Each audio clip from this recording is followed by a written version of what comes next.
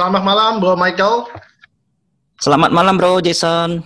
Oke, jadi kita sempat fokus kemarin IG Live-nya karena Iya masalah kemarin. teknis. Jadi hari ini kita akan membahas secara spesifik tentang apakah analisa teknikal itu berguna atau tidak, ya kan? Dan mungkin banyak perdebatan di sana. Tujuan kita buat webinar ini adalah buat membuka semua investor bahwa ada banyak analisa di pasar modal, ada teknikal, ada astrologi, ada fundamental, dan juga kita percaya tidak ada analisa yang paling baik, tapi adanya analisa yang cocok, ya kan. Jadi ya kalau memang kita merasa cocoknya technical, monggo pakai technical. Kalau cocoknya pakai fundamental, ya silakan pilih yang cocok. Karena kita bukan mencari teori mana yang paling benar, tapi teori mana yang paling cocok dengan personality kita sebagai investor. Dan sebagai sedikit sejarah, kita kenal ada bursa Amerika namanya Dow Jones. Kemarin Bro Michael juga sempat sebut masalah Dow Jones, ya kan. Dow Jones itu adalah bursa Amerika, indeks bursa Amerika, dan Dow Jones itu ditemukan oleh dua orang. Pertama Charles Dow, ya kan. Charles Dow mungkin kalau yang teknikal tahu ya, dia penemu dari Dow Theory yang mana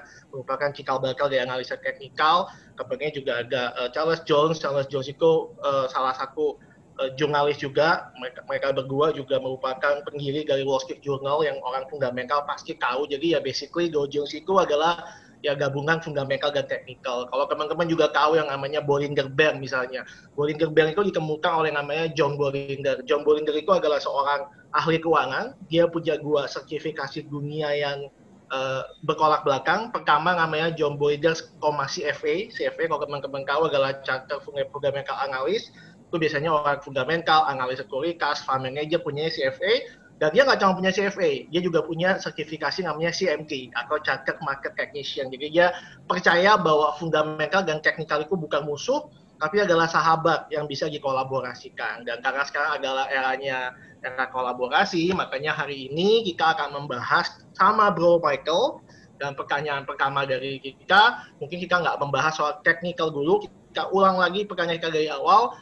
Kenapa Bro Michael bisa suka sama saham, ya kan, tahu dari mana soal saham, ya kan, dan kapan nih mulai masuk ke saham? Mungkin boleh dimulai dari sana, Bro Michael. Oke, jadi tes kedengaran ya Bro ya? Dengar. Oke, jadi pertama saya bisa join di saham itu karena kebetulan waktu itu saya punya uang nganggur. Saya bingung ini, mau diusahain apa? Saya lihat teman saya kiri kanan setiap hari lihat apaan. Saya nanya, itu apaan? Itu main saham Bro. Nah, saya juga termasuk salah satu orang yang menganggap bahwa saham itu adalah judi dulunya. Karena berdasarkan pengalaman saya, di mana-mana orang selalu mengatakan main saham itu ujung-ujungnya rugi. Nah, sehingga waktu itu saya saranin teman saya, ngapain sih lu daripada begini, lebih baik lu kerja aja lah, masih banyak kerjaan lain yang lebih jelas gitu. Saham itu kan ya lu beli jual ujung-ujung lu bakal dimainin. Kalau menurut saya seperti itu. Somehow makin lama saya lihat teman saya ini bukan seorang technical Bro, seorang fundamental analysis. Jadi dia value investor. 1 tahun harga sahamnya semakin naik, dan saya lihat saham yang waktu itu saya ingat waktu itu sahamnya AKR. Kebetulan saya juga partneran dengan AKR di kerjaan saya. Saya melihat bahwa perusahaan ini ternyata memang punya banyak proyek ke depan, dan teman saya bisa menangkap momen itu. Dia masuk perusahaan Akra, di valuasinya rendah, waktu itu harganya di bawah banget. Jadi itu naik sekitar 40% hanya dalam waktu 1 tahun. So, my mind is blowing ketika saya mendengar hal itu. Wow, hanya dengan analisa seperti itu, kamu bisa mendapatkan uang seperti ini. Jadi perusahaan yang bekerja buat kita jadinya. Jadi uang yang menghasilkan buat kita. Nah, mulai dari situlah saya tertarik belajar saham. Buku yang pertama saya beli semua tentang fundamental. Kemudian karena mungkin pada dasarnya saya ini tipe orang yang cukup agresif.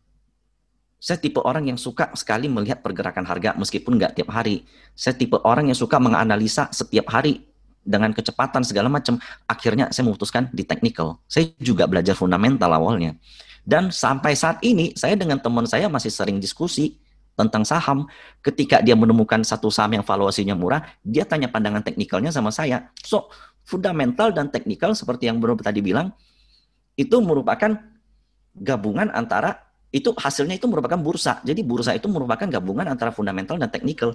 Kalau teman-teman ada main saham Amrik atau mengacu kepada DJIA, Dow Jones, yaitu sebenarnya kita juga percaya, itu kalian secara nggak langsung percaya kalau fundamental dan teknikal itu beriringan. Karena seperti yang bro bilang tadi, Charles Dow itu seorang teknikal, awalnya wartawan, kemudian Jones itu seorang ahli keuangan.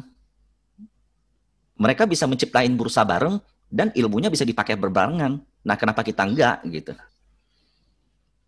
Oke, jadi dari sana lah awalnya Bro Michael kenal teknikal dan akhirnya Bro Michael lebih cocok dengan teknikal. Nah, sekarang kita masuk bahas soal teknikal nih. Salah satu oposisi dari analisa teknikal adalah indikatornya terlalu banyak, ya kan? Terlalu banyak. Kalau banyak, ya kan, ada ratusan bahkan kalau kita buka platform teknikal, kita buka indikator ada banyak banget. Ada yang lagging, ada yang leading, ya kan? Ada yang momentum, macam-macam, ya kan? Ada yang klasik, ada yang modern. Sehingga biasanya alasan utama orang yang teknikal adalah, nih bayangin ya, kalau kita punya 100 indikator, habis itu 50 indikator bilang buy, 50 indikator bilang sell. Terus apa keputusan kita ambil? Buy atau sell? Karena kalau banyak indikator. Nah, bagaimana Bro Michael menjawab hal ini, dan kalau bisa dikasih kisi-kisi nih, kira-kira indikator apa yang cocok buat kita gunakan, terutama dalam konteks pasar modal Indonesia. Oke, saya pernah di dalam tahap mempelajari semua indikator teknikal itu hampir 1 tahun. Jadi saya belajar indikator seperti moving average, percent William R, Bollinger Band, MACD, RSI, Stochastic. Semua saya pelajari, bukan cuma cara pakainya, sampai cara menemukan indikator ini saya pelajarin. Contoh, kenapa Golden Cross beli? Apa itu Bollinger Band? Apa itu percent William R?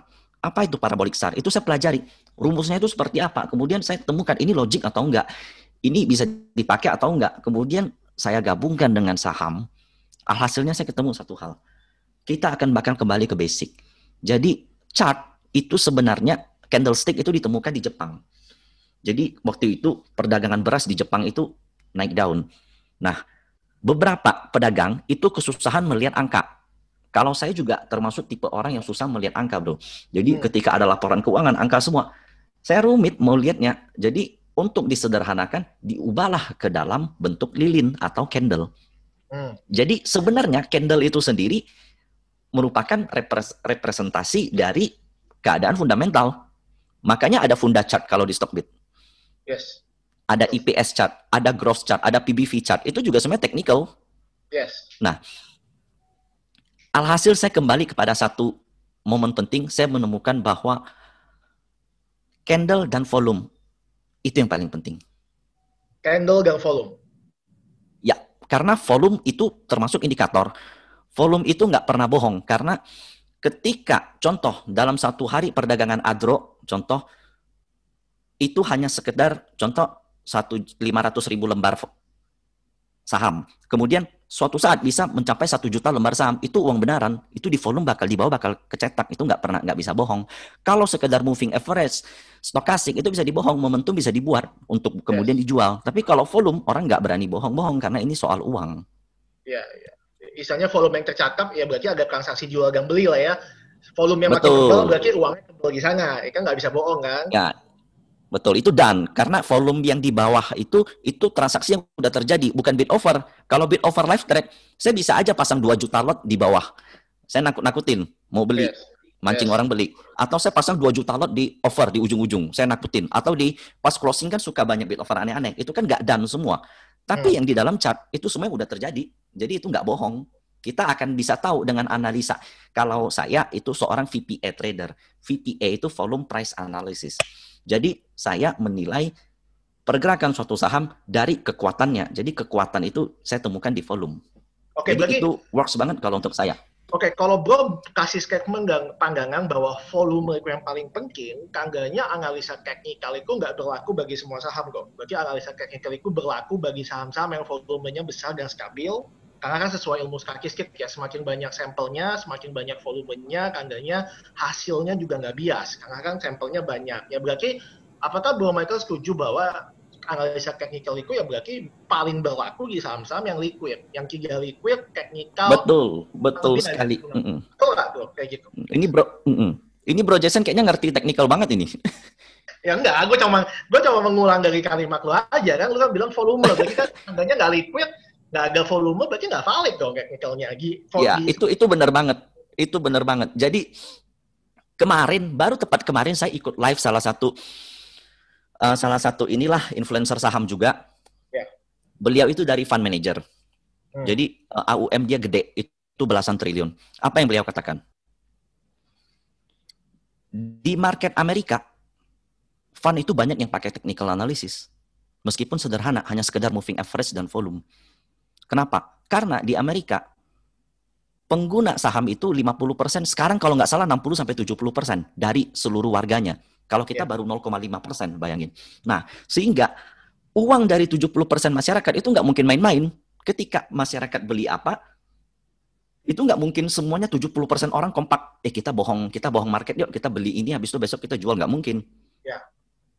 Jadi semakin liquid, semakin besar suatu emiten, maka itu akan semakin valid untuk technical analysis. Contohnya, kalau saya hari ini rekomendasi saham yang harganya 50, 60, 70, saya bilang ini bakal naik 10%.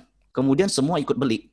Itu bukan technical analysis, itu ngebandarin saham. Makanya saham-saham yang saya post di Stockbit, umumnya itu minimal market cap-nya 1 triliun lah.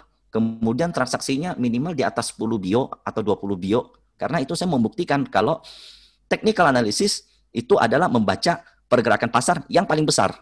Bukan menipu pergerakan pasar. Kalau menipu pergerakan pasar itu ngebandarin saham, beda. Bukan technical. Ya.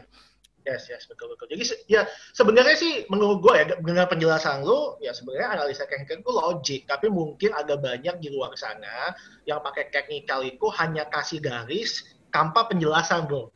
Jadi kan kesannya tuh nggak logis. Ini kenapa sih ada garis kok mesti terbang? Ya kan kayaknya kan nggak logik kan, kenapa kalau ada garis support tuh harus mantul? Kan kita kan kayak merasa nggak dapet logiknya kan. Kita kan otak kanan kita kayak akan ini apa sih nggak masuk akal. Sedangkan sebenarnya kalau bro pikir-pikir fundamental juga sebenarnya itu pakai technical juga sih. Ini contoh ya. Contoh misalnya teman-teman beli pesawat. Ya kan teman-teman udah tahu kan biasa ke Bali nih, Jakarta Bali kok biasanya harganya 2 juta.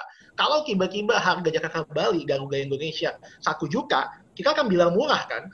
Karena kita biasanya tahu 2 juta itu batas bawahnya. Itu kan sebenarnya psikologis. Ya sama dengan fundamental. Wah ini selama ini kok Bank BRI selalu dijual di PBV 2 kali. Nggak pernah di bawah 2, tiba-tiba harga besok PBV 1,8. Kita bilang murah. Basically mungkin kebetulan juga di secara harga itu support juga. Jadi kan sebenarnya fundamental support sama technical support bisa juga beriringan ya. Cuma kadang orang nggak menjelaskan kan, bro. Jadi kan orang jadi merasa technical nggak masuk akal ya kan. Jadi ini kenapa mesti naik? Nah, sekarang kita mulai masuk ke indikator, bro. Kalau begitu, bro Michael sendiri untuk pakai analisa technical, indikatornya apa yang dipakai? Kan ada banyak. Mungkin bisa kasih kisi-kisi kira-kira indikator apa yang harus kita fokuskan yang mungkin simple, sederhana, dan kita bisa langsung pakai di rumah setelah webinar ini. Soalnya kan asumsi kita adalah yang ikut webinar ini, mereka semua punya pekerjaan di kantornya masing-masing, jadi mereka nggak bisa pantau saham full time. Ya kan? Mereka hanya bisa memantau saham beberapa waktu, entah jam makan siang saja, atau pulang kerja, atau pagi-pagi sebelum kerja. Jadi mereka butuh sebuah metode analisa teknikal yang simple, tapi efektif. Gitu. Mungkin Bro Michael bisa kasih tahu, aku boleh share screen kalau misalnya Bro Michael berkenan dan mau, boleh juga. Oke, boleh. Jadi ini simple banget. Moving average itu termasuk salah satu indikator teknikal yang sering saya pakai. Dan itu juga dipakai oleh sama fund manager. Nah, Jesse Livermore itu trader terkenal di seluruh dunia. Sampai sekarang beliau masih Mark Minervini sampai sekarang itu beliau masih hidup, masih aktif di Twitter. Saya merupakan salah satu penggemar beliau. Itu beliau mengatakan bahwa setiap saham yang menyentuh MA200 itu artinya dia akan memulai suatu fase baru yang dinamakan fase uptrend. Saya punya beberapa teman di fund manager, mereka juga menggunakan hal itu. Beberapa kali, bro, saya prediksi di Stockbit, IHSG akan longsor, akan jatuh ketika menyentuh MA200. 2 kali saya prediksi. Yang pertama di angka 5.380, yang kedua hari ini. Jadi baru kemarin, saya live bareng Bro Bernard. Yeah. Jadi ada yang celekin nih, ini mah tebar fear, siapa bilang besok jatuh. Hari ini jatuh 1% lebih. Agree. Alasannya kenapa? Ini saya share screen. Kelihatan, bro? Kelihatan, bro. Jelas, bro. Oke. Nah, ini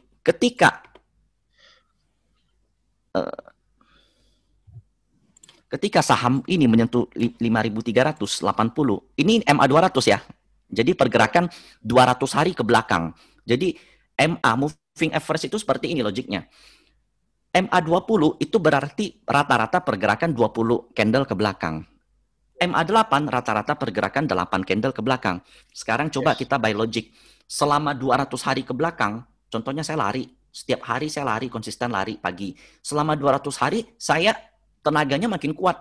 Ketika saya berhasil tembus dari 200 hari itu, kira-kira apa yang terjadi? Saya bakal menjadi konsisten naik ke atas. Contohnya, setiap hari saya lari, selama 2 hari saya udah letoy. Berarti hari ketiga, hari keempat saya bakal letoy. Selama 30 hari saya mampu konsisten, naik terus.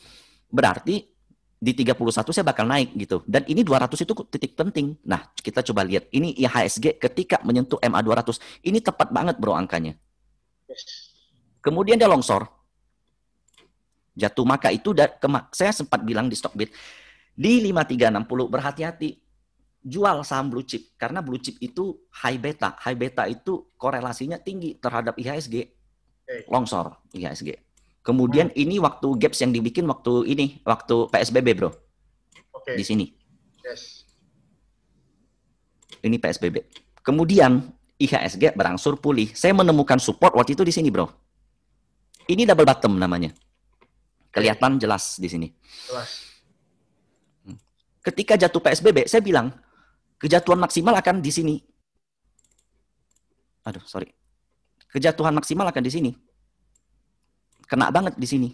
Kemudian dia pulih, turun lagi, naik. Nah, kemarin pas live dengan Bro Bernard, saya bilang, IHSG bakal jatuh. Potensinya, karena menyentuh MA200 lagi. Nih, bayangin, MA200. Kelihatan nggak logik, tapi ini itu pergerakan dari psikologis pasar yang dibikin di dalam gambar. Kalau saya bikin dalam statistik, juga akan ketemu hal yang sama, tapi dalam bentuk angka. Kalau saya pribadi, saya nggak mampu baca-baca angka. Ini coba saya kasih lihat lagi. IHSG lain ketika menyentuh MA200. Nih. Ini tahun 2015, bursa kan koreksi. Dari 2013 kan krisis Yunani, ya kalau nggak salah krisis keuangan. Betul. Di sini koreksi dalam. Kemudian dia konsolidasi.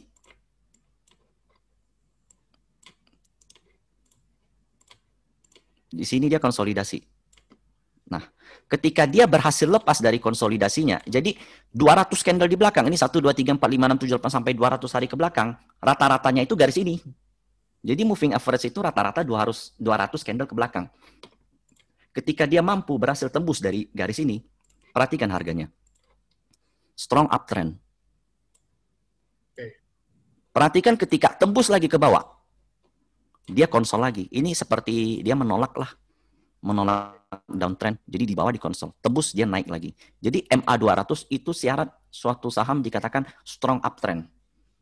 Sebagai salah satu contoh, kita masuk ke saham ya. Salah satu aja saya kasih lihat. Pegas berkali-kali mau sentuh MA200 nggak bisa. Saham LQ45 ini contoh.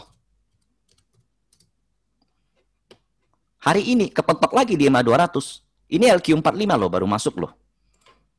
Kenapa bisa pas? Kalau nggak logik gitu loh. Jadi MA200 itu salah satu indikator yang paling sering saya gunakan.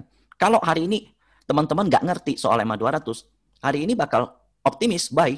Karena di pasar semua semua feeds-nya itu positif. IHSG akan ke 5.300, akan tembus omnibus law, sovereign wealth fund, habis itu pokoknya banyak sekali hal-hal yang bikin positif. Tapi kalau kalau seandainya teman-teman ngerti technical, kita akan reduce dulu. Oke, lebih baik kita turun dulu. Memang saya yakin bursa 2021 bullish. Tapi kita mesti ngerti technical juga sebagai seorang trader, karena dengan salah entry itu kita bisa mengurangi porsi porto jauh gitu. Yes, agree. Nah, mungkin bisa ini bro, kita bisa munculin video wajah Bro Michael. Nggak bisa ya? Bisa kali. Sebentar ya. Lu makin video kali. Apa videonya lu makin?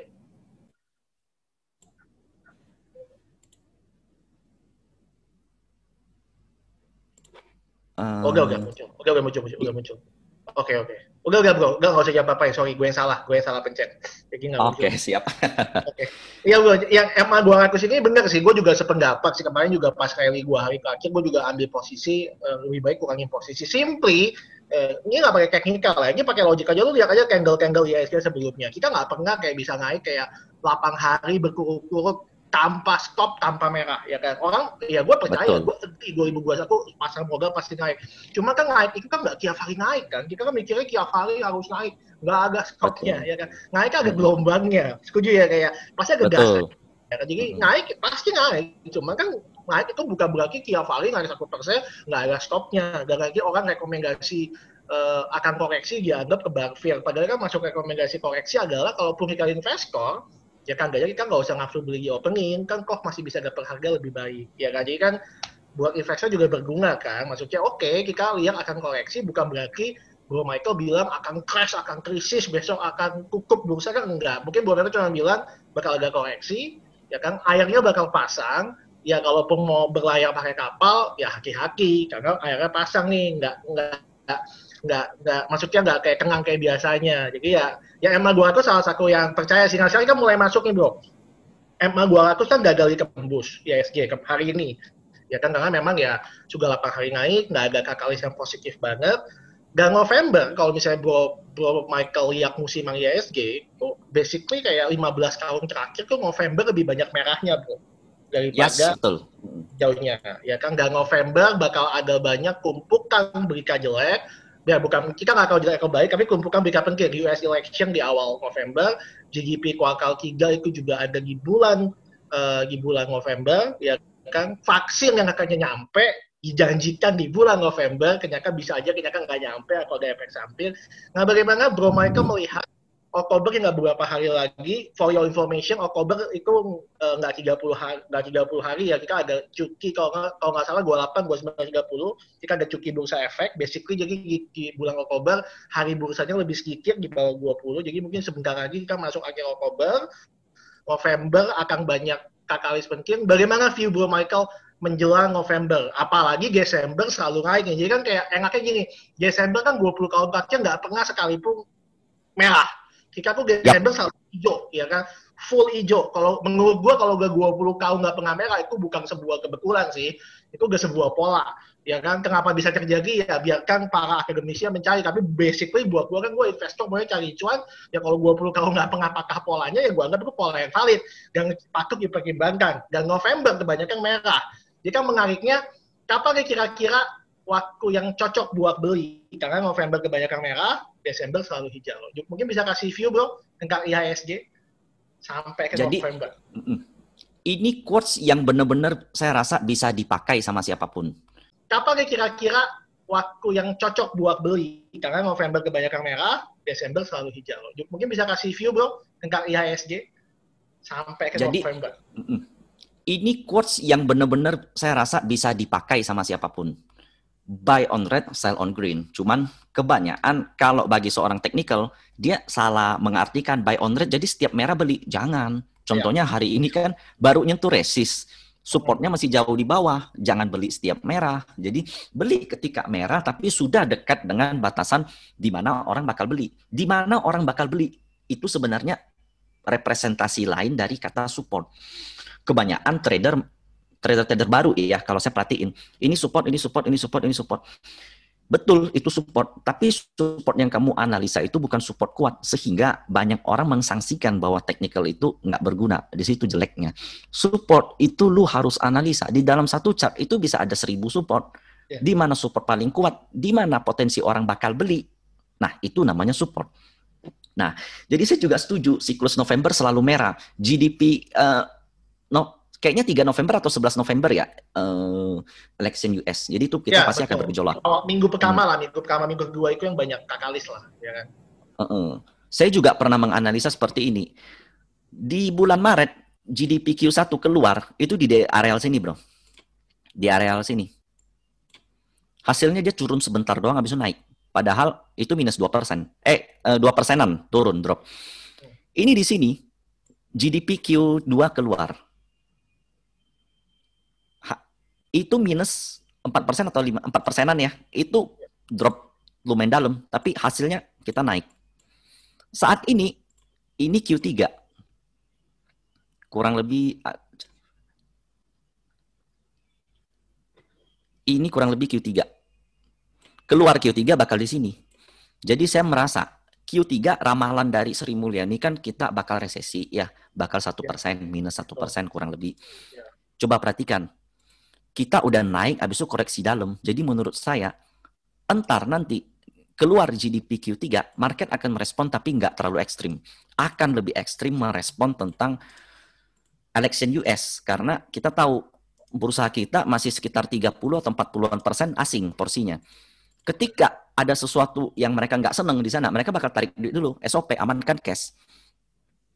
Contohnya kalau Biden menang, mereka kan pasti bakal pindahkan duit ke emerging market. Mereka bakal restock dulu. Kita ambil dulu dana-dana yang ada di seluruh bursa. Habis itu kita plan ulang harus ngapain. Karena fund manager di US itu pasti udah punya 2 plan.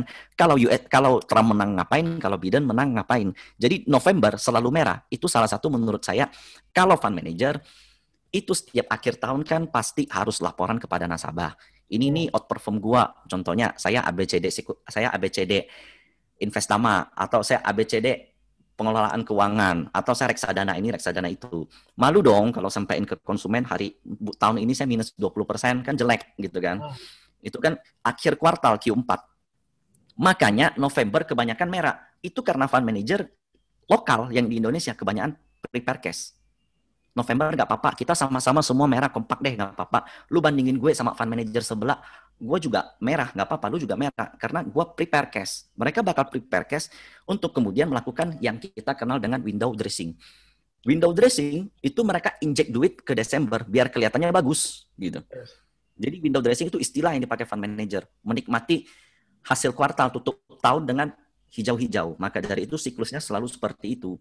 November saya melihat IHSG kemungkinan potensinya drop paling maksimal itu di sini, bro.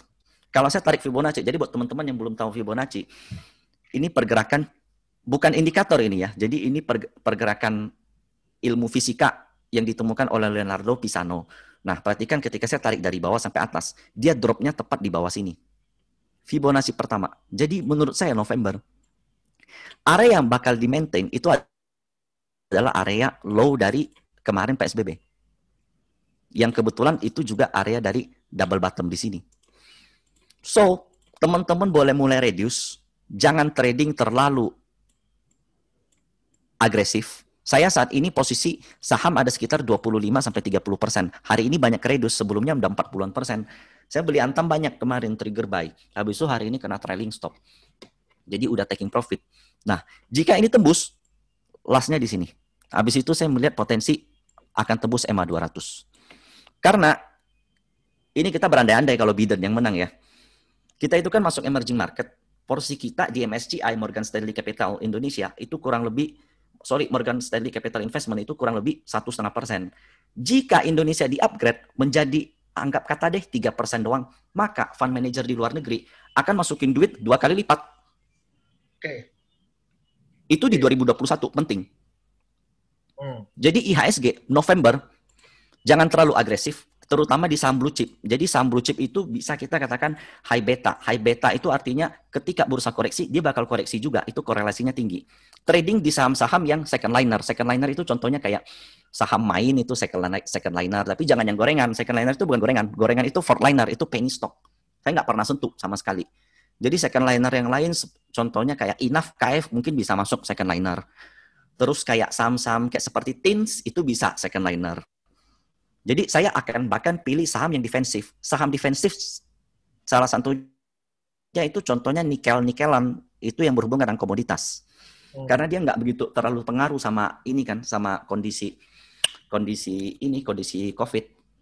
Ya. Jadi kalau misalnya gue lihat gambar sekilas, berarti area buy yang cukup aman adalah ketika IHSG-nya 4.800. Itu area beli pertama. Betul ya gue ya? Kalau ikut kuat ya 4750 bro. 4750 gang ya ini masuk akal sih. Gue lihat kayak kalau misalnya November merah-merah terus kembus goceng ya. Biasanya kan kalau kembus goceng semua panik, gue berita kan wah ini panik. Mereka bakal beli, betul. Beli. Karena ya justru gue paling suka kalau mereka panik-paniknya bilang akan crash, akan resesi, udah kembus. Wah, itu menarik. Karena ini ini pernah bilang kan Franklin Roosevelt ya kalau nggak salah. Time to buy is when bloody in street. Ketika benar-benar semua fear. Itu Rothschild bro, yang bilang Oh sorry Rothschild, betul. Time to buy is when bloody in street. Itu benar banget. Itu lebih bagus daripada quotes-nya lebih bagus daripada buy when others greedy. Itu sebenarnya lebih bagus karena ketika bloody itu menandakan bahwa di mana-mana semua udah benar-benar fear. Nah itulah sebenarnya peluang. Ya, gue pribadi paling suka sih ngikutin psikologis pasar. Kalau misalnya market koreksi, tembus level psikologis, habis itu semua berita panik, gue paling gemeng masuk di sana. Karena biasanya itu lebay banget, pokoknya naiknya juga cepat kalau nyari-nyari rebound. Dan makin lebay kita makin semangat bro sebenarnya. Kalau yang ngerti tentang psikologis market. PSBB kemarin kan salah satu momen tuh, yang PSBB-nya Pak Anies. Betul. Momen banget.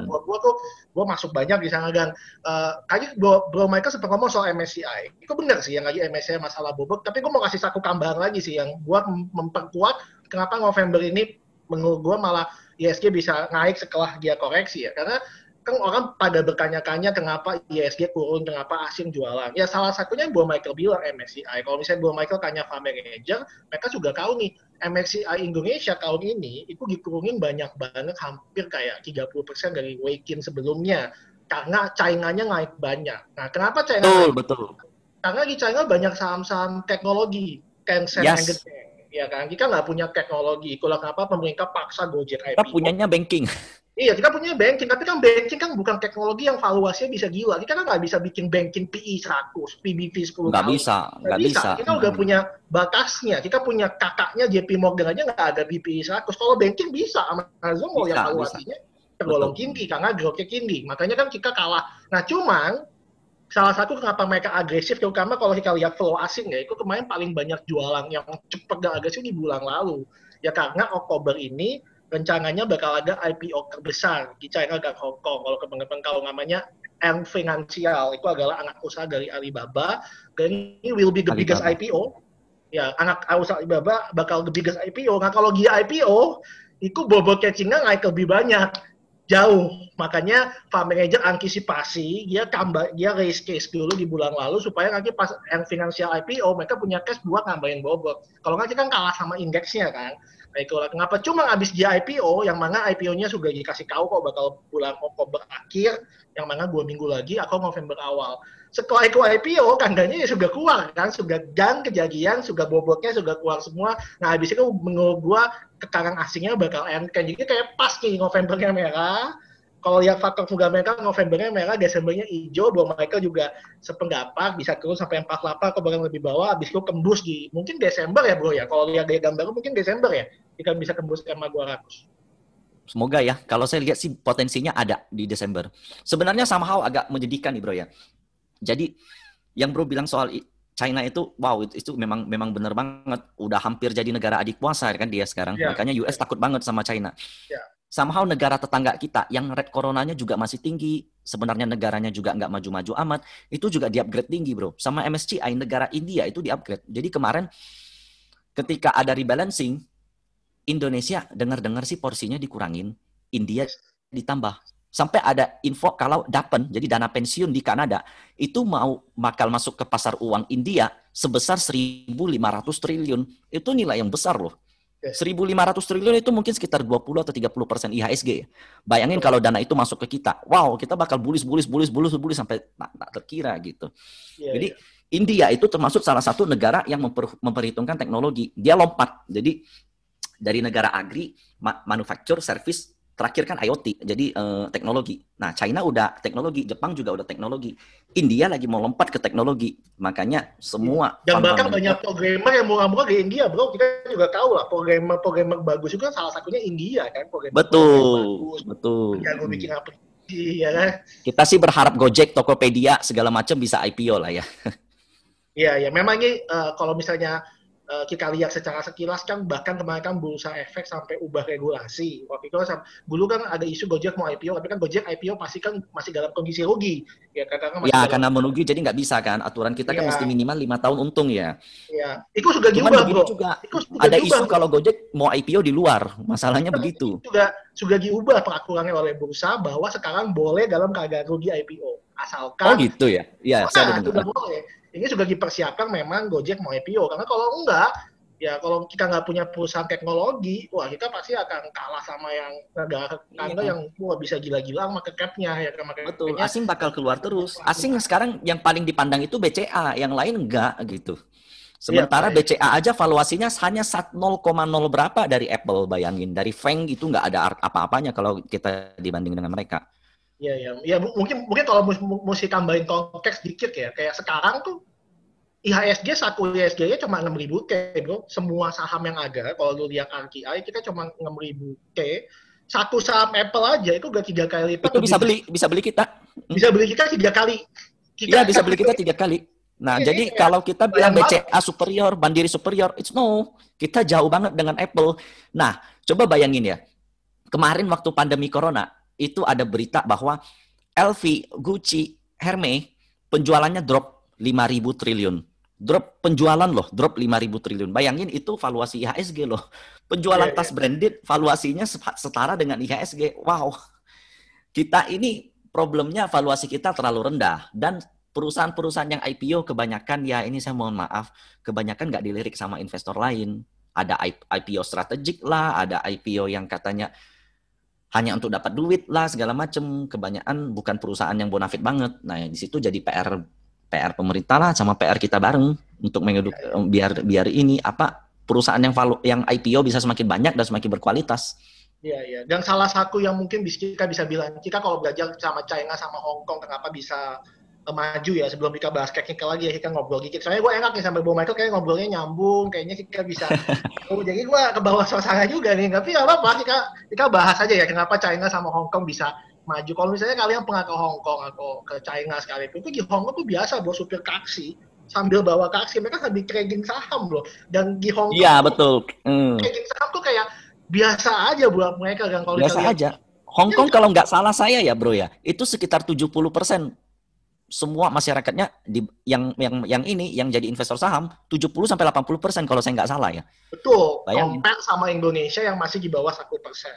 di bawah Ya, 1%, bayangin. Indonesia masih di bawah 1%, Malaysia sudah 30%, Vietnamnya di atas 25%, kita masih di bawah 1%, dan masih banyak yang nggak tahu soal saham, dan masih anggap saham itu judi, masih anggap itu saham itu ya macam-macam lah stigma negatifnya. Hong Kan Kong sayang itu banget. kan kecil ya bro ya sebenarnya ya.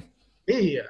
Hong Kong kecil tapi bayangin MSCI mengupgrade Hong Kong 8%. Jadi dana itu karena dia di-upgrade 8%. Contohnya saya ini seorang fund manager, uang saya satu ini deh 1 miliar dolar, anggap 8% bakal saya masukin ke Hong Kong. Jadi kenapa mereka bisa ramai juga pemain sahamnya, karena retail di sana pasti dimanjain banget sama asing entry terus. Bayangin 8% dibanding dengan kita yang 1,5%. Luas kita dibanding dengan Hong Kong aja, Hong Kong itu hanya secuil. Yes. Agree. Oke bro, saya kembali ke technical bro. Kita udah belajar MA200.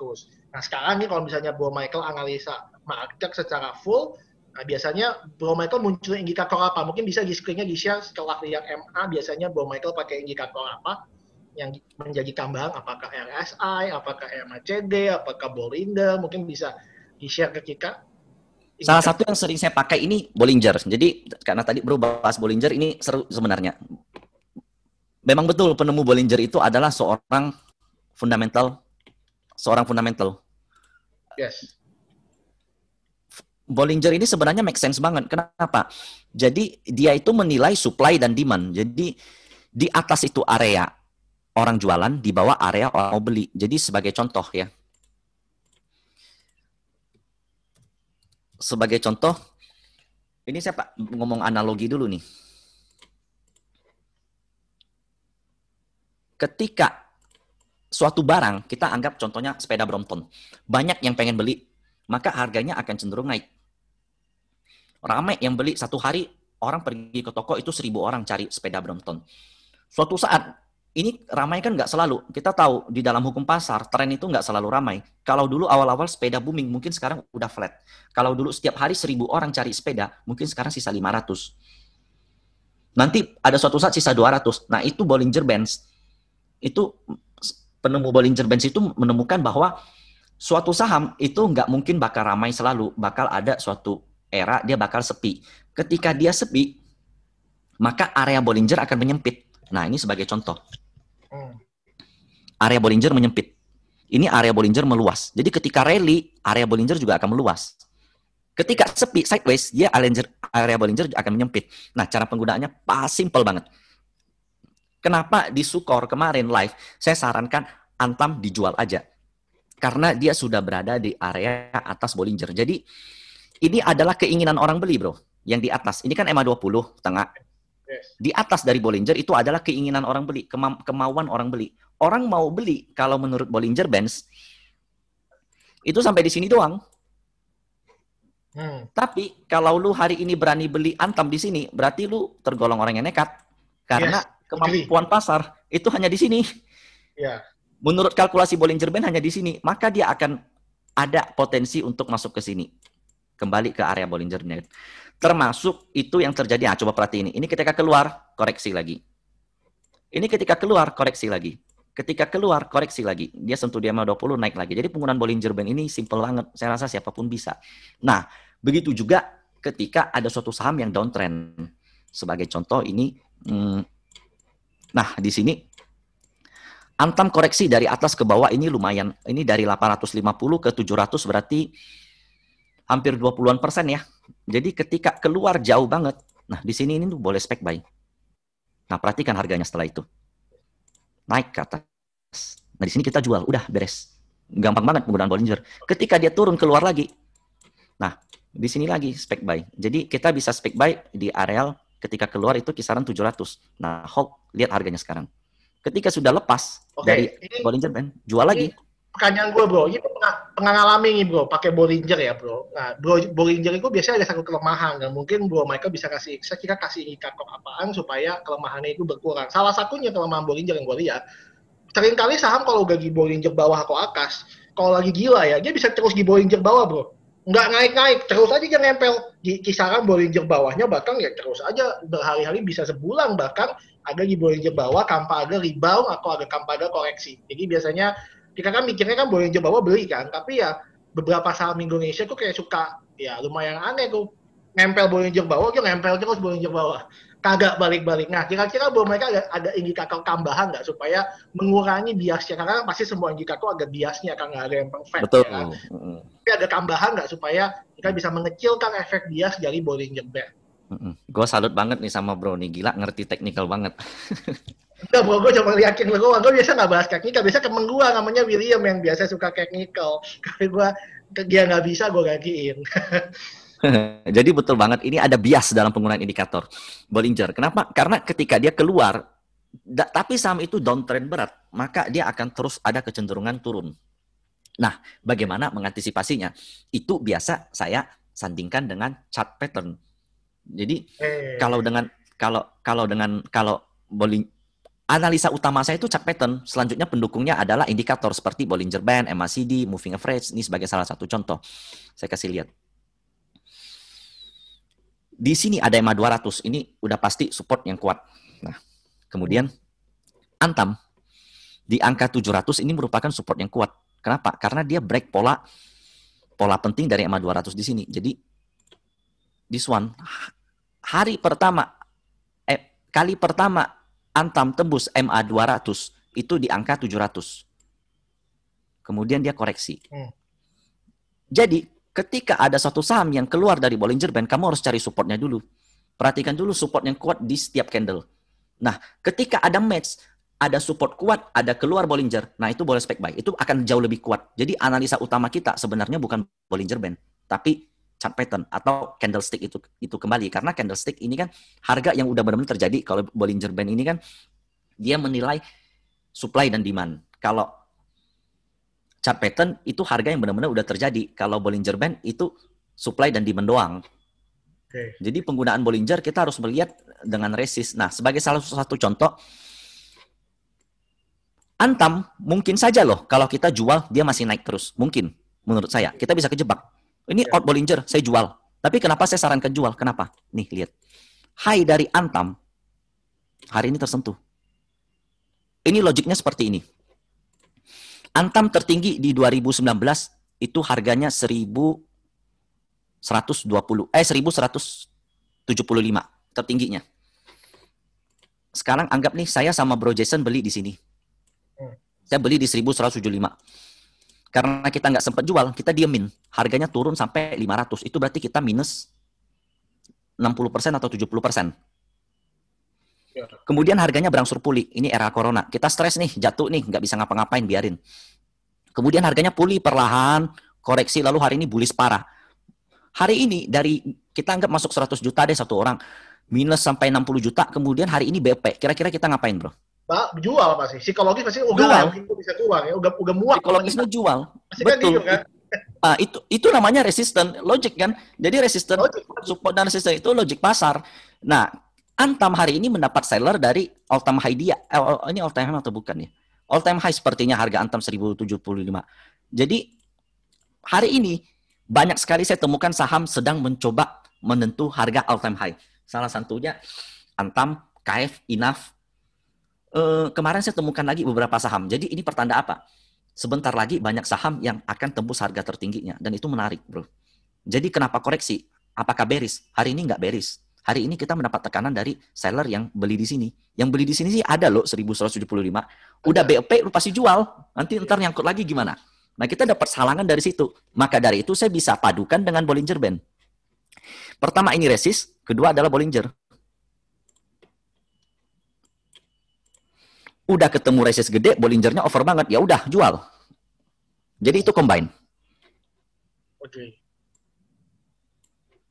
Seperti itu cara penggunaannya, bro. Jadi indikator memang bisa menjebak, tapi analisa utama kita adalah candle dan volume. Indikator itu tambahan. Kalau saya ibaratkan seperti ini, bro. Kalau kita naik kapal, bensin kemampuan kita mengendarai itu adalah bensin itu volume. Kapal kita itu cat. Nah, sementara indikator itu seperti GPS, arah angin, segala macam. Kalau kita nggak pakai indikator pun, tapi kita seorang pelaut yang handal, itu bisa aja. Saya nggak perlu lihat Bollinger Band juga pasti saya jual kok. Kalau nyentuh di sini. Tadi saya sell on strength di areal sini, bro. Saya post di Stockbit areal sini, saya beli, saya jual di areal sini. Tanpa lihat Bollinger Bands. Oke. Seperti itu, bro. Karena lu lihat dari ininya ya, dari kacamata itu high tertinggi dalam 5 tahun, yang mana Ya. banyak orang potensi profit taking gitu ya. Selain akan mendapat aksi taking profit dari yang beli di bawah, termasuk saya, itu akan mendapat aksi seller dari yang megang lama yang nyangkut. Betul. Oke. Nah sekarang kita ngomongin dalam 2 minggu ke depan. Jadi kira-kira kita kalau masih mau trading nih di pasar modal Indonesia sampai akhir Oktober, itu kan kayak mungkin 10 hari kerja lagi. Kita mesti ngapain? Kita all cash, ya kan? Atau kita pindah ke saham yang low beta, yang korelasinya dengan indeks itu rendah. Karena kan kita belum bilang, terutama yang dijual adalah high beta. High beta kan ya hari inilah banking itu udah pasti high beta sama indeks, ya kan? Korelasinya sama. Indeks itu 1%, banking malah pasti turunnya lebih banyak. Tapi kan ada saham-saham juga yang low beta, yang mungkin korelasinya tidak searah dengan indeks. Kita bilangnya saham defensif. Nah, jadi apa strategi kita, bro? Kalau bisa kayak gini, apa kita mesti all cash, tungguin sampai 4.800, atau kita pindah ke defensif, atau mesti ngapain? Kalau kita mau punya aksi di 2 minggu ini. Pertama, kita lihat IHSG dulu. Saat ini IHSG menguji MA200 2 kali. Maka potensi IHSG adalah koreksi. Koreksi pertama itu di areal ini 5.000. Jika 5.000 ini 3, ini pasti akan ada, biasanya agak ada pantulan sedikit, namanya dead cat bounce. Jika nggak mampu, dia bakal turun lagi. Pertanyaan saya adalah, ini adalah benchmark gambaran dari 580-an atau 590-an saham yang ada di Indonesia. Penggerak utamanya itu tentunya banking. Kalau seandainya di luar negeri itu biasanya saham teknologi penggeraknya. Menurut saya kita mesti hindari banking yang high beta. Banking high beta itu BCA udah pasti. BCA mungkin low beta. Pokoknya BNI yang paling tinggi. BNI yang paling tinggi.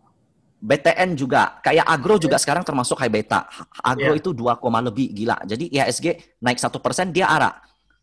IHSG hari ini minus 1%, dia ARB. Itu betanya tinggi banget. Kita mesti cari saham yang betanya rendah. Salah satunya itu saham defensif. Jadi ubah stock pick kita menjadi saham yang defensif yang bisa tahan terhadap penurunan IHSG. Seandainya nih, ini kan sekarang IHSG 5.100. Andai kata dia bisa mampu turun ke 4.800, itu kan kurang lebih 5%-an lah. Jika porto kita mampu standby 2%, seandainya, anggap IHSG minus 5%, porto kita cuma minus 2%, itu sebenarnya kita hebat loh. Itu artinya kita perform 3%. Yes. Kita outperform 3% ya. Outperform betul. Outperform kan ada underperform, ada outperform. Kita outperform 3% sebenarnya. Kalau seandainya kita minus 7% atau 8%, berarti ada yang salah dengan pemilihan saham kita. Ada yang salah dengan cara trading kita. Karena kita mungkin pilihnya yang di saat bursa koreksi, dia juga koreksinya paling dalam. Salah satu saham yang, jadi tips saya buat saham-saham, buat teman-teman kalau mau trading, pilih saham yang defensif. Salah satunya contohnya kayak Sido, itu kan nggak pengaruh. Tebik kalau nggak salah nggak begitu pengaruh. Tower juga nggak begitu pengaruh. Terus saham-saham industrial land itu juga betanya rendah-rendah. Seperti nah, itu. ini bro, kita langsung masuk ke stock pick bro. Ngomongin soal defensif, ada nggak saham defensif yang kira-kira dalam 1-2 hari itu lumayan bisa menarik untuk dibeli, yang ada di level support? Bro Michael Yo, lihat nggak dalam hari ini, penutupan ini, atau mungkin besok kalau kita asumsi lanjut jago lagi, kira-kira bakal ada di area support-support yang menarik banget buat dibeli, dan itu sahamnya defensif, misalnya consumer goods. Oke, kalau beberapa saham defensif ya, menurut saya, sebentar. Kalau ICBP gimana bro? Itu boleh. menggerakkan support nggak bro? Nah, ICBP ini ketahan di EMA 200 juga.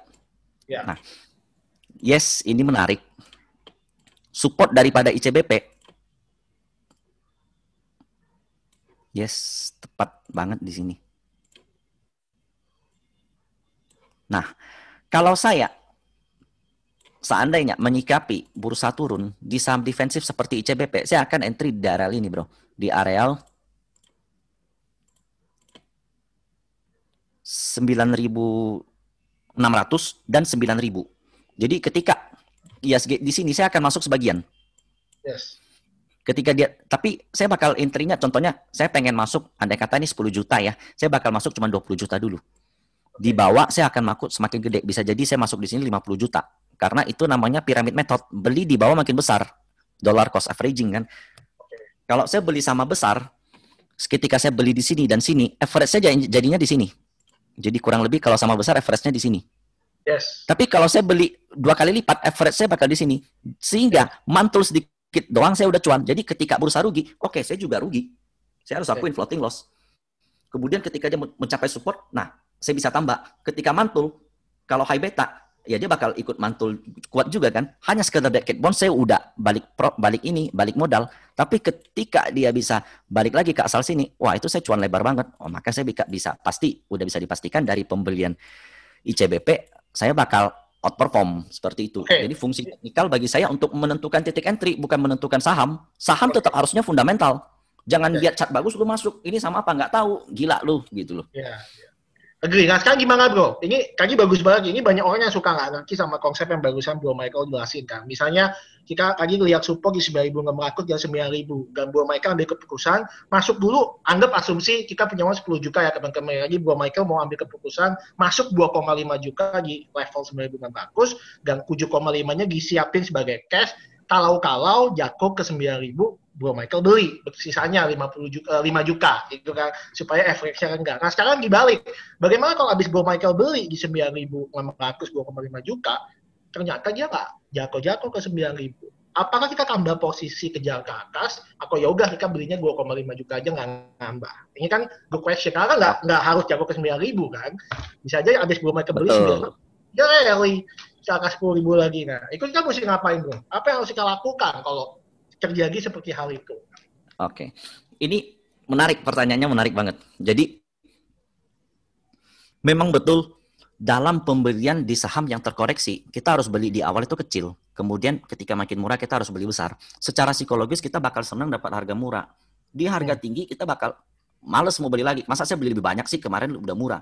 Tapi sebagai seorang trader, kita harus mengikuti maunya market. Market always right, bukan fundamental analysis, bukan technical analysis, bukan broker, bukan seorang fund manager. Yang paling benar itu market. Yes. Lu mau ICBP di 8.000 pun kalau nggak dikasih, nggak bisa gitu loh. Lu mau analisa seperti apapun, kalau market nggak mau kasih dia turun 8.000, kita harus akuin. Oke, analisa kita nggak mau. Seperti contohnya kemarin, Inco, saya itu pengennya belinya di 3.000. Saya sebagai trader, nawar loh. Padahal nggak boleh. Tapi Inco nggak turun ke 3.000, malahan kemarin sempat ke 4.000. Gila, itu saya udah bilang ke teman-teman, pokoknya kalau di 3.000 kita masuk Inco. nggak turun-turun. Sekarang dia harganya naik, ya udah kita harus akuin, kita beli lagi di harga atas. Nah, contohnya kalau ICBP, di sini itu ada downtrend line. Tuh, ini satu kali, ini mau naik nggak bisa, bro. Yes. Ya kan? Jika dia mampu maintain areal ini, karena areal ini tuh areal Fibonacci.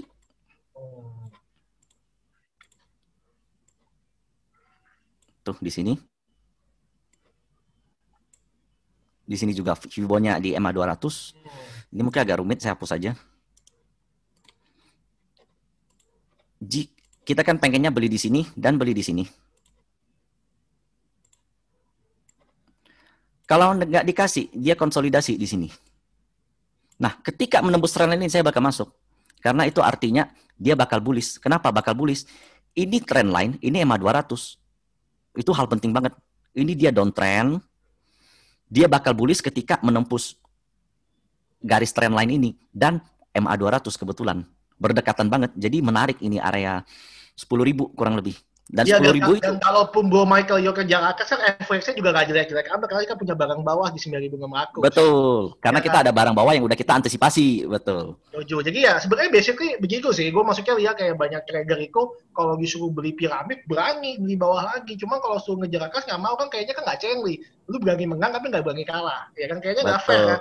Kalau menang fair, berani, kalau kalah nggak berani. Ya kan harusnya kan kalau trader ya disiplin aja. Ada masanya kalah, ada masanya menang. Yang penting pas ada di support loss kita punya barang 20% juga nggak apa-apa. Supaya kalaupun ternyata nggak turun, kita masih punya barang bawah. Psikologis kita masih berani hajar akas. Karena kita masih berpikir, gue punya modal bawah, gue hajar atas, average gue masih di atas, masih di bawah harga pasar kaki, karena gue masih punya kaki bawah kecil. Jadi ya, yang ini pembelajaran yang baik ya teman-teman ya. At least kalau ada di support. Ini kalau boleh bro, kalau boleh saya mau nanya juga, kalau psikologi seorang investor gimana? Kan kebanyakan orang taunya investor kan kalau beli makin turun makin seneng, pengen nyerok lagi, pengen beli lagi.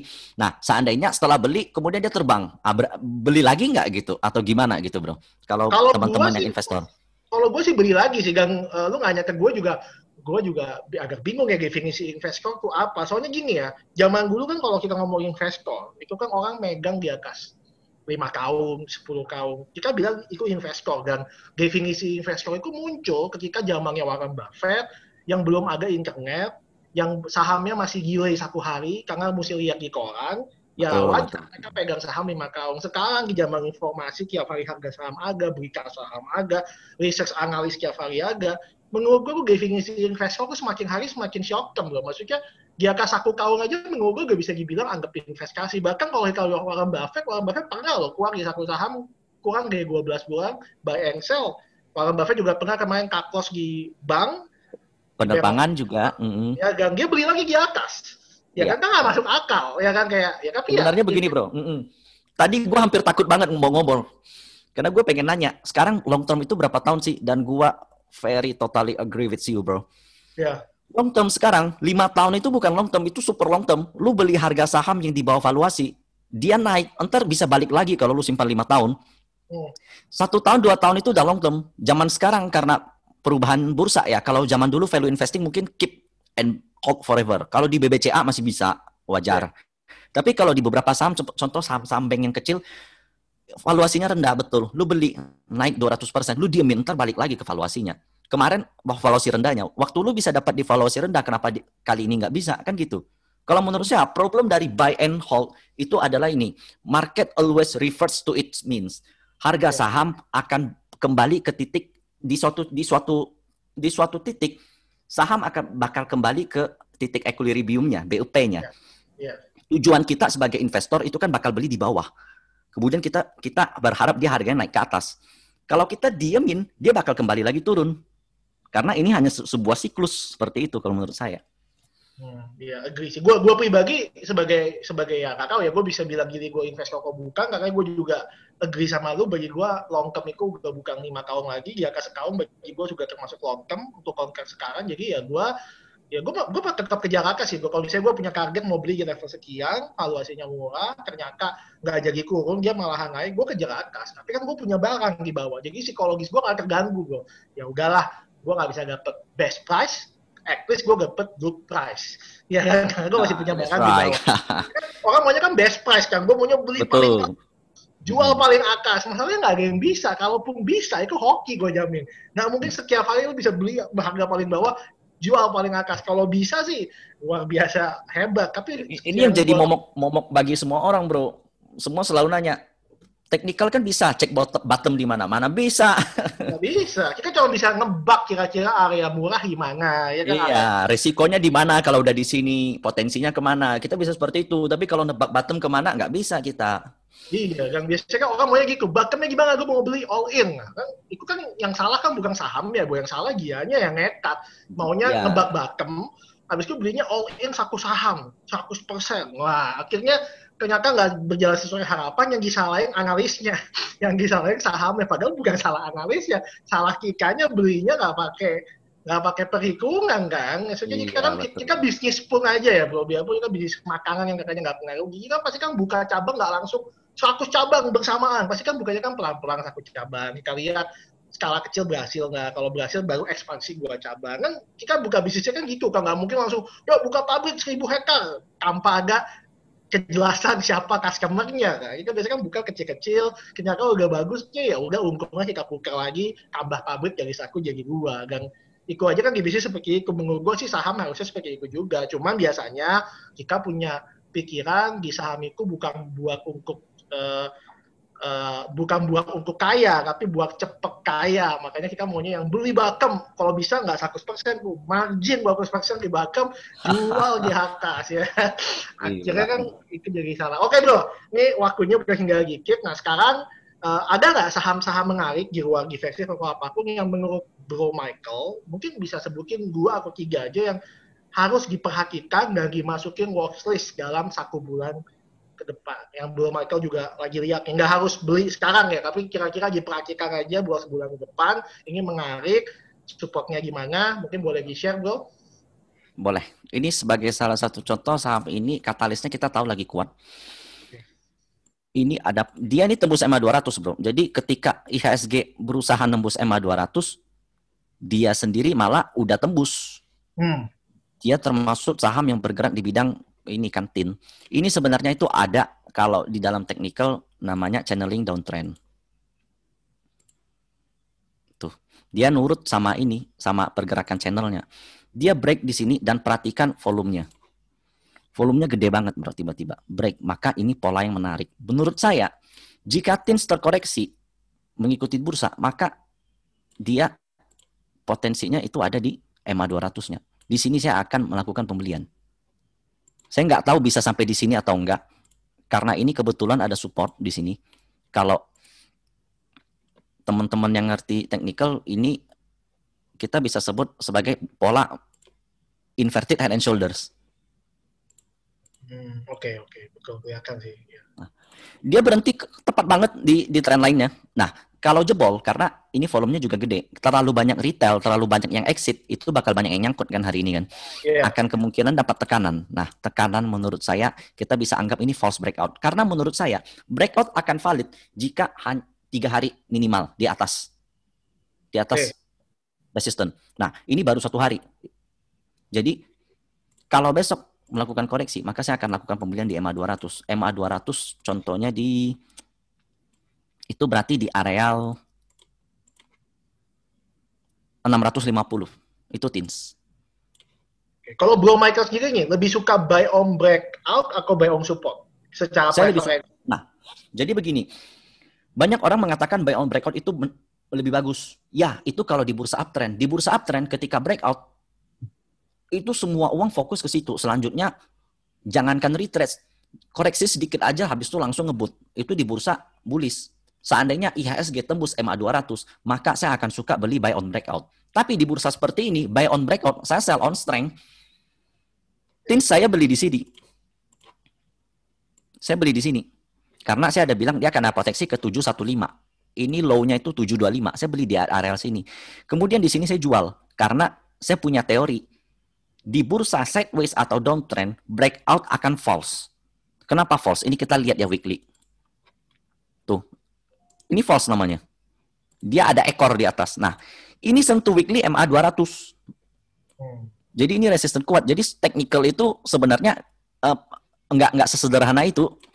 Kalau ngelihat view-nya harus gede. Harus di semua view gitu. Ini di secara weekly dia false. Jadi ada potensi kalau besok kan hari Jumat ya bro ya. Yes. Jumat candlenya kalau seandainya nggak mampu tembus EMA 200, dah ya udah dia koreksi dulu arahnya. Jadi saya lebih suka bow di saham di bursa sideways, tapi di pasar uptrend saya kalau buy on breakout saya biasanya porsinya agak gede. Tapi di bursa begini saya banyaknya di buy on weakness karena resikonya udah rendah. Saya beli agak banyak kan nggak apa-apa. Toh kalau rugi saya tinggal cut. Ya, bener sih. Dan gua pribadi juga sama, gua bisa ke buy on support dan gua konteks Indonesia ya, menurut gua ya, setelah gua pelajari, seringkali kok buy on breakout gagal, bro. Seringkali buy on breakout kebanyakan kita dapetnya false break karena ditambah dengan media kita, biasanya kalau ada saham breakout, wah itu beritanya super duper euforia dan positif, akhirnya orang makin masuk, di sanalah pemain besar jualan, manfaatin euforia, gua jualan, lu seneng, lu happy, Gue suka banget sama bro. Ini juga teori yang sering gua perhatiin memang begitu. Jadi ketika ada saham breakout, bukan cuma media, grup saham, riset, sekuritas, sell side, buy side, semua keluarin. Saham ini bagus, ini bagus. Semua beli nyangkut. Ujung-ujung karena volumenya gede. Sekarang begini, fund itu kan uangnya gede, bukan 1 miliar 2 miliar, triliunan uangnya. Yeah. Kalau seandainya tiba-tiba ada volume gede, ya udahlah, kapan lagi gue bisa jualan sebanyak ini gitu loh. Iya, iya. Ya karena gue pribadi gitu sih, gue pribadi suka buy on support dengan kaki, kapan gue jualan pas kaki kakak technical breakout, karena biasanya pas breakout pertama, itu semua media akan pom-pom, bagus nih, ini, wah, lagi euforia, gue jualan. Ya kan, gue baik kan, orang pada mau barang ya, gue kasih barangnya kan baik kan, kita kan gitu kan, agar orang mau beli barang kita kasih lah barangnya pas lagi breakout, ya kan. Dan ya seringkali sih di Indonesia ya, menurut gue buy on breakout tuh lebih bahaya sih, maksud gue, ya semua saham resiko, tapi tingkat resiko aku lebih mengarik di buy on support daripada di buy on breakout. Apalagi buat konteks Indonesia yang terlalu banyak forum saham, yang semua orang bisa jadi founder forum saham, yang semua orang bisa ngomong di forum manapun. Buat gue aku lebih bahaya buy on breakout di Indonesia ya. Dan lu tahu lagi Indonesia kan biasanya kan kalau udah naik kan bisa, wah beritanya bisa fantastis, bombastis ya kan, dan semuanya. Iya. Kayak kemarin kan jadi bagus banget kan. Kemarin kan kayak semua everything is good, semua pada bilang bagus, vaksin mau gakan.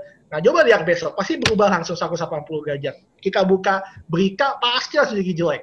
Sekejap, dalam waktu kurang dalam 24 jam. Karena merah, ya, langsung berubah jadi jelek. Gitu, bro. Jadi apa lagi bro? Pertama Kings, kedua MNCN ya bro ya?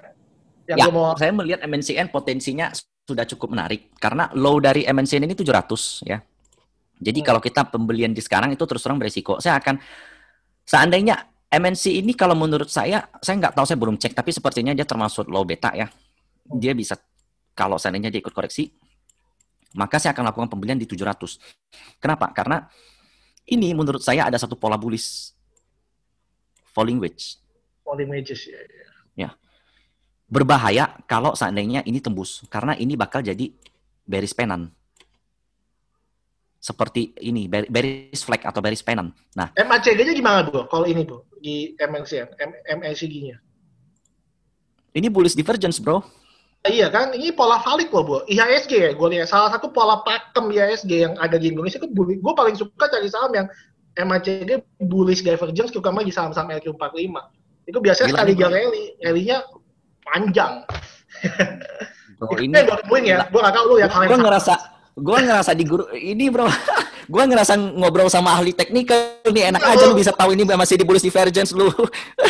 Gue emang suka ya masih game bullish divergence, maksudnya ini pola yang paling gue pakem gitu di IHSG, yang paling gue ikutin. Dulu juga kalau nggak salah, gue pernah beli juga Crackers di 15.000, nggak ada pola ini. Berapa tahun lalu dia turun, kan logiknya gini ya, MACG itu kayak kalau saham turun tapi MACG-nya naik kan basicnya kayak iya sih sahamnya turun tapi dengan kekuatan yang semakin hari semakin lemah gitu kan. Nah sekali dia tembusnya mantep gitu kan, kayak Coca-Cola dikasih mentos. Karena itu pertanda itu pertanda setiap ada seller di market meskipun harganya semakin rendah, tapi ternyata kenaikannya itu sebenarnya lebih tinggi persentasenya. Kita nggak bisa hitung itu, udah dihitung sama moving average, convergence, divergence itu antara moving average 12, 6, dan 9. Jadi angka 12, 6, dan 9 ini ada penjelasannya. Cuman kalau kita bahas sih ribet lah ya.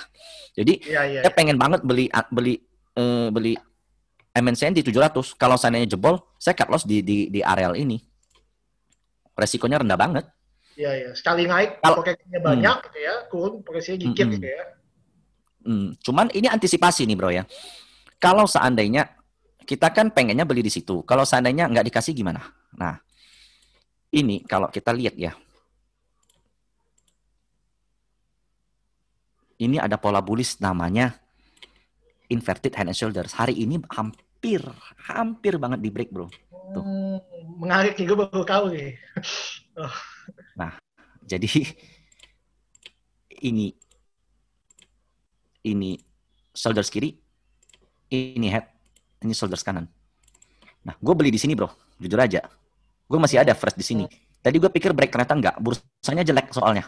Bursa di sesi 2 mostly bantingan, menyusul juga regional. Jadi, kalau seandainya mau beli MNCN, kalau seandainya dikasih 700, belinya di sini. Itu di areal 780 sama 775. Nah, batasi resiko di sini. Di sini buang aja, habis itu beli lagi di sini, gitu.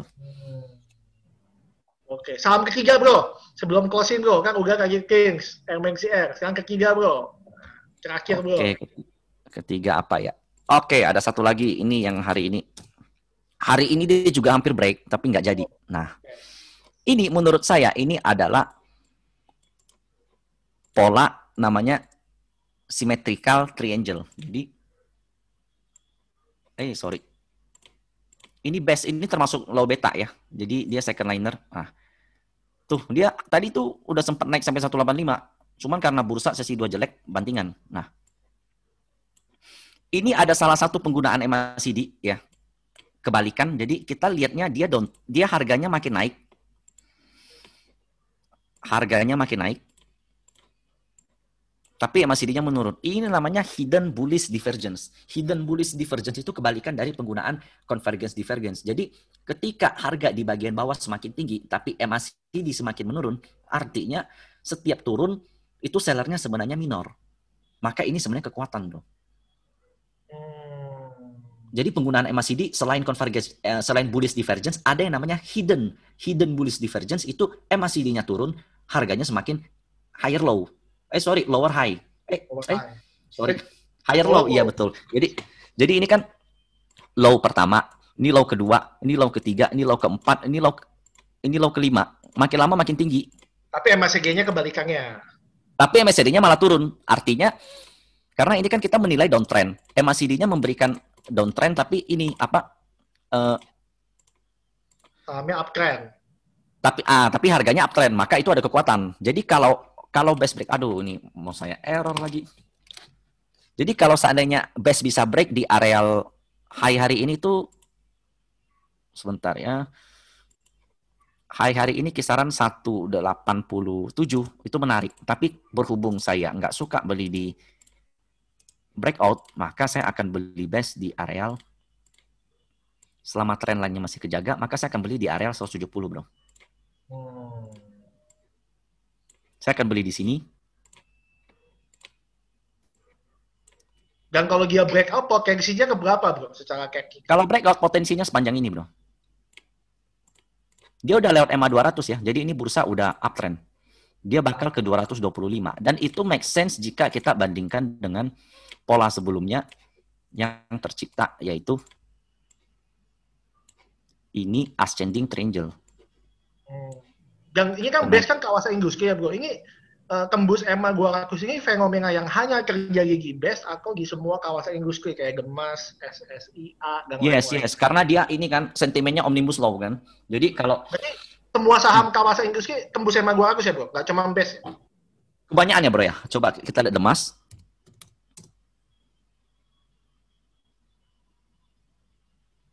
Tembus juga. Tapi Demas ini agak jelek ya, potensinya koreksi karena candlenya begini. Kita lihat Kija, tembus juga. Kita lihat SSIA. SSIA yang belum. Jadi SSIA ini karena sentuh EMA 200, kita boleh beli di sini. Ini betanya rendah ini. Di sini ada support. Kalau seandainya koreksi, kita boleh beli di areal sini. MACD-nya juga mendukung untuk dia koreksi. Nah kalau Waskita gimana, bro? Gue soalnya kebetulan kayak melihat Waskita ini lumayan aneh. Tiba-tiba 5 hari terakhir ada flow yang konsisten dari broker-broker asing dan flow-nya itu nggak merata. Maksudnya nggak biasanya kok kalau bullish sektoral yang maksudnya semua sektor naik kayak banking itu itu akan flow-nya tuh merata ke BNI, BCA, Mandiri. Nah, tapi yang Waskitanya enggak, flow-nya cuma ke Waskita aja. PKP nggak Ya, kebagian flow, Wika enggak, Agi enggak. Nah, kalau dari technical gimana, Bro? WSKK, Bro? nah, jadi kalau kita lihat waskita ya, ini kan dia ada news bahwa tol-tol dia itu dibeli sama SWF. Jadi Ya. sovereign wealth fund itu dibeli, Hmm. waskita bakal mendapatkan istilahnya unlock value. Jadi selama ini kan kita tahu perusahaan konstruksi debt-nya gila-gilaan dalam bentuk dolar. Maka Yes. dari itu kalau dolar naik mereka gila, mereka akan bakal kena dampak, earning mereka bakal turun. Nah, saya pernah bilang waskita akan mencapai 750 dan ini kemarin ternyata tepat ya, pas 750. Nih. Ini resisten karena target kenaikan waskita itu sepanjang ini, sepanjang channel downtrendnya. Nah, Oke. dia udah capai target 750. Oke. Potensinya dia bakal kembali ke channel ini lagi, bro. Tapi koreksinya bakal sehat. Perhatikan, volumenya kecil kan? Yes, agree. Selanjutnya kalau kecil, di area 600 kita boleh buy. Karena kita harus ingat infrastruktur tahun depan anggaran APBN itu naik 40 atau 50%. Betul, agree. Yeah. Jadi saya menarik. Valuasi juga udah murah banget sebagai Waskita itu. Saya suka konstruksi, apalagi kan quantitative easing. Quantitative easing artinya dolar dicetak, dolarnya melemah, di XY menurun terus. Akan bagus untuk perusahaan konstruksi karena debt mereka kebanyakan dolar, apalagi ada SWF. Okay. Jadi saya kalau menilai analisa suatu saham, stock pick saya selalu berdasarkan fundamental sebenarnya. Cuman entry-nya saya nggak mau sembarangan. Bisa aja saya sembarangan, saya beli aja, tinggalin. Toh nanti tahun depan bullish bisa. Tapi saya nggak mau kalau sampai dia minus 20% karena saya salah entry. Ingat ini udah dekat MA 200. Kalau saya nanya jebol 2021 ya. Ini kita lihat downtrendnya dari sini. Jangan terlalu jauh deh. Ya. Dia potensi banget sampai 1100-an itu potensi banget waskita.